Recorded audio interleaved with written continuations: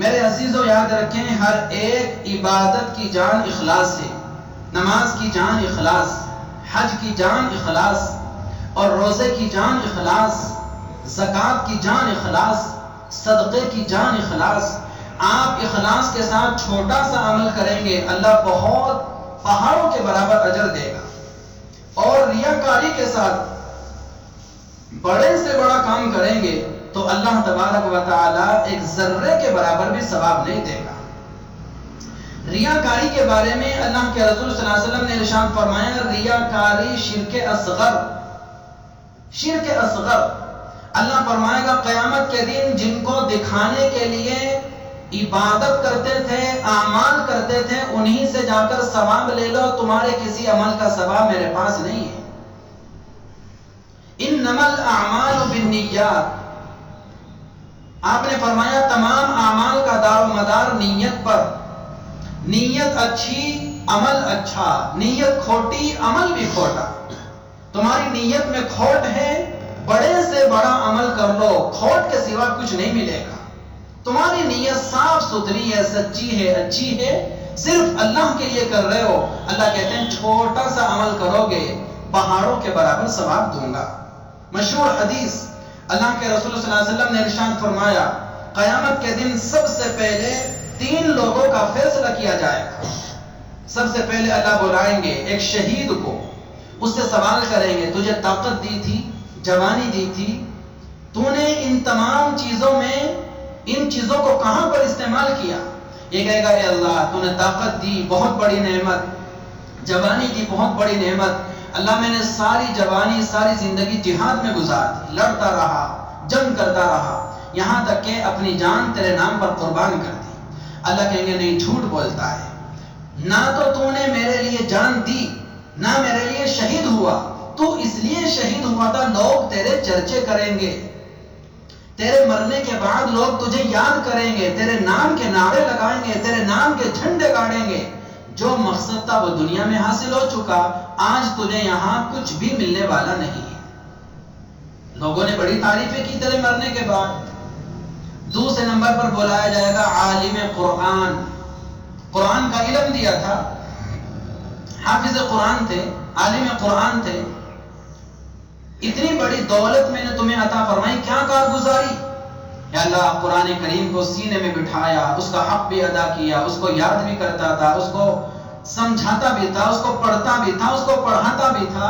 اللہ کہیں گے جھوٹ بولتا ہے، جو کچھ بھی کیا تو نے میرے لیے کچھ نہیں کیا۔ قرآن کا پڑھنا، قرآن کا پڑھانا، قرآن کا سمجھنا، قرآن کا سمجھانا اس لیے تھا۔ لوگ مفتی صاحب کہیں گے، عالم صاحب کہیں گے، علامہ صاحب کہیں گے، دنیا میں عزت مقصد تھا، جو مقصد تھا وہ پورا ہو چکا، آج تمہارے لیے کچھ نہیں ہے۔ تیسرے نمبر پر ایک سخی، سخاوت کرنے والے بندے کو بلائیں گے، تجھے بہت مال دیا، بہت سارے لوگوں کو میں نے غریب رکھا، فقیر رکھا، بیچارے مانگتے تھے اللہ ہمیں بھی تو دے، لیکن میں نے نہیں دیا، تمہیں دیا تھا، ہزاروں نہیں لاکھوں دیے تھے، لاکھوں نہیں کروڑوں دیے تھے، اتنا دیا تھا کہ تم دوسروں کو روزی تقسیم کرنے کا ذریعہ بنتے تھے۔ کہاں پر لوٹایا، کہاں پر خرچ کیا؟ یا تھا یتیموں پر، غریبوں پر، مسکینوں پر، بیواؤں پر، مدارس پر، مساجد پر، ہر جگہ تقسیم کیا، خوب مال لٹایا۔ کس کے لیے لٹایا؟ اللہ صرف تیرے لیے لٹایا۔ اللہ کہیں گے جھوٹ بولتا ہے، میرے لیے کچھ نہیں کیا، جو کیا اس لیے کیا۔ لوگ بڑا سخی کہیں گے، ارے بڑا سخی آدمی ہے، بہت خیال کرتا ہے، بہت لٹاتا ہے۔ تو جو مقصد تھا وہ مقصد پورا ہو چکا۔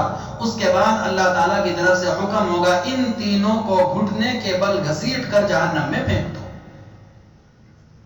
یہ وعید ہے میرے دوستو عزیزو ریاکار کے بارے میں۔ آپ تصور کریں شہادت کتنا اونچا عمل، سخاوت کتنا اونچا عمل، علم قرآن، حفظ قرآن کتنا اونچا عمل، لیکن یہ تمام کے تمام اعمال غارق ہو گئے محض ریاکاری کی وجہ سے۔ ایک حدیث میں اللہ کے رسول صلی اللہ علیہ وسلم نے فرمایا طالب علم جب گھر سے نکلتا ہے تو چیونٹیاں اپنے بلوں میں، مچھلیاں اپنے پانی میں، اور پرندے فضاؤں میں ان کے لیے دعا کرتی ہیں، ساری مخلوق دعا کرتی ہے، لیکن ساتھ ہی اللہ کے رسول صلی اللہ علیہ وسلم نے فرمایا کہ اگر اس کا مقصد دین حاصل کرنے سے دنیا کمانا ہے تو پھر یہ جنت کی خوشبو بھی نہیں پا سکے گا. یہ ریاکاری کی لعنت. اس لیے میرے دوستو عزیزو، ہر عمل کے اندر اخلاص ضروری، بے انتہا ضروری.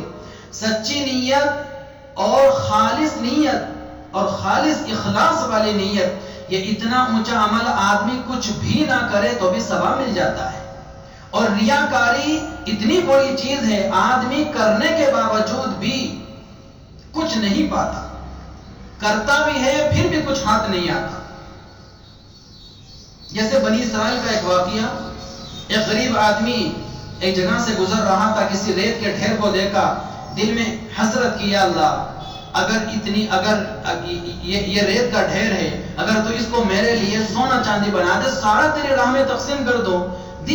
دل سے سچی نیت کی، سچی نیت تھی، اخلاص تھا. وقت کے نبی پر اللہ تعالیٰ نے وحی نازل فرمائی، اس غریب کو کہہ دو تمہاری حسن نیت کی بنیاد پر ہم نے اس ریت کے ڈھیر کے برابر سونا چاندی صدقہ کرنے کا تمہیں ثواب عطا کر دیا. صدقہ کچھ بھی نہیں کیا، خرچ کچھ بھی نہیں کیا، صرف نیت کی، اللہ نے نیت کے برابر ثواب دے دیا. تو اچھی نیت اتنی بڑی چیز، آدمی کچھ بھی نہ کرے تو بھی ثواب مل جاتا ہے. آدمی اگر سچے دل سے یہ نیت کر لے، یا اللہ کوئی موقع ملے، یہ جان تیری راہ میں قربان کرنے کا، شہادت کا مقام حاصل کرنے کا، اللہ قربان کر دوں گا، شہید ہو جاؤں گا. اللہ کے رسول صلی اللہ علیہ وسلم فرماتے ہیں اگر یہ ساری زندگی شہید نہیں ہو سکا، بستر پر مر رہا ہے، تو بستر پر بھی اللہ تعالیٰ اس کو شہادت کی موت عطا فرمائے گا. حسن نیت کا اثر. اور میں آپ کو بتاتا رہتا ہوں، کوئی آدمی حافظ بننا چاہتا ہے، حافظ نہیں بن پاتا. ہر آدمی کے لیے قرآن حفظ کرنا آسان نہیں ہوتا، کوشش کرتا ہے. اللہ کہتے ہیں کہ اس کی کوشش کی بنیاد پر اور اس کی سچی طلب کی بنیاد پر قیامت کے دن حافظ بنا کر اٹھاؤں گا. عبداللہ بن مبارک رحمۃ اللہ علیہ کا مشہور واقعہ ہے. ان کے سامنے ایک لوہار رہتا تھا، اس کا انتقال ہوا. کسی نے خواب میں دیکھا، بھائی کیا گزری ہے، ذرا کارگزاری سناؤ. کہنے لگا الحمدللہ، اللہ کا شکر ہے، عبداللہ ابن مبارک کو اللہ نے جو مقام عطا فرمایا وہی مقام اللہ نے مجھے عطا فرمایا.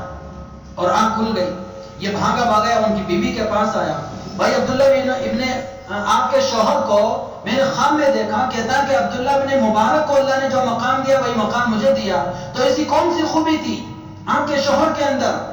تو کہتی ہے خوبی تو کوئی نہیں تھی، بس یہ خوبی تھی کہ رات کو عبداللہ ابن مبارک کو دیکھتا تھا اپنی چھت پر. عبداللہ ابن مبارک نماز پڑھتے تھے، جب وہ نماز پڑھتے تھے تو یہ دل کے اندر حسرت کرتا تھا، یا اللہ مزدور ہوں، غریب آدمی ہوں، بیوی بچوں کا ساتھ ہے، وقت نہیں ملتا، دل چاہتا ہے میں بھی عبداللہ ابن مبارک کی طرح رات بھر نماز پڑھوں، تجھے یاد کروں، رکوع سجدے کروں تیرے سامنے، لیکن مجبور ہوں، اللہ نہیں پڑھ پاتا. سچی نیت تھی. اللہ تعالیٰ نے سچی نیت ہونے کی وجہ سے تہجد نہ پڑھ کر بھی اس مقام پر پہنچا دیا جس مقام پر تہجد کے ساتھ عبداللہ ابن مبارک کو پہنچایا. تو حسن نیت میرے عزیزو اتنی بڑی چیز ہے. لیکن آج معاف فرمائے اللہ تعالیٰ، ریاکاری اور دکھلاوا ہمارے اندر اتنا زیادہ پیدا ہو گیا. کوئی بھی آدمی کوئی بھی کام کرتا ہے الا ماشاءاللہ، ورنہ تو ہر ایک آدمی ایسا ہی نظر آتا ہے کہ دکھلاوا کر رہا ہے. بڑے بڑے لوگ کام کرتے ہیں، بڑے بڑے کام کرتے ہیں، لیکن دکھلاوے کے ساتھ کرتے ہیں. بہت ساری جماعتیں ہیں کام کر رہی ہیں لیکن دکھلاوے کے ساتھ کام کر رہی ہیں. اخلاص بالکل ختم ہے.